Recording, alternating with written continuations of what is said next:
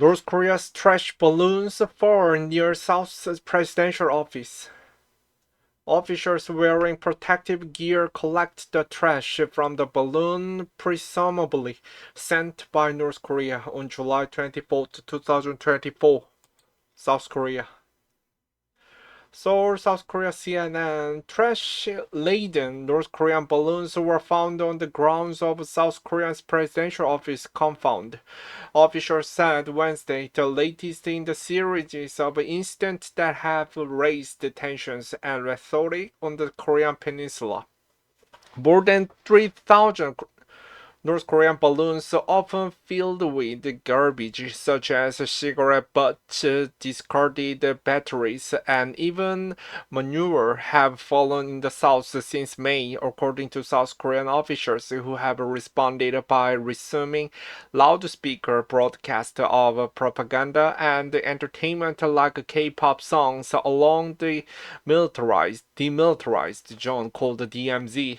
The discovery at the presidential office Wednesday came after South Korean authorities warned the public to beware of falling objects as suspected North Korean trash balloons moved south towards the northern area of Gyeonggi province.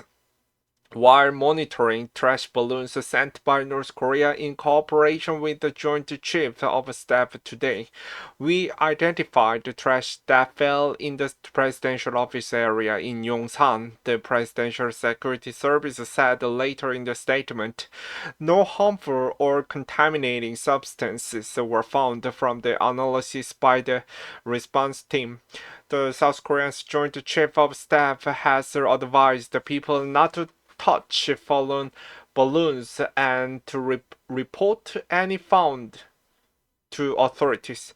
North Korea's actions clearly violate international law and seriously threaten the safety of our citizens, JCS said in a statement after the earlier balloon incident. All responsibility raising from the North Korean balloons lies entirely with North Korea, and we sternly warned North Korea to immediately stop its inhumane and low-level actions. Pyongyang has previously said it sent balloons south in response to the civilian campaign in South Korea to float balloons carrying anti-North Korean propaganda in the opposite direction. For many years, South Korean activists and North Korean defectors have sent balloons to the north loaded with material criticizing dictator Kim Jong-un and USB sticks filled with K-pop songs and South Korean television shows, or strictly prohibited in the impoverished, highly isolated nation. In a statement carried by North Korean state media earlier this month, Kim Yoonjung, the powerful sister of a North Korean leader, said dozens of balloons, dirty leaflet, and other materials sent from South Korea were again found in her country and near the border.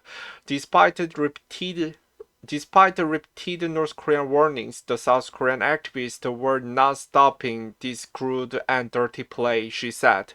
It seems that the situation we cannot overlook is coming, Kim Yo-jong said in a stern warning published by North Korea's state-run Korean Central News Agency called KCNA, adding there would be a gruesome and dear price to pay that could change the South's mode of counteraction with the North. While the balloons have been going across the border, North Korea has kept up a stream of criticism against military drills by the United States and South Korea on the peninsula, the latest of those being the deployment of U.S. Marine Corps F-18 and F-30 5B fighter jet to Suwon Air Base for joint area training this week.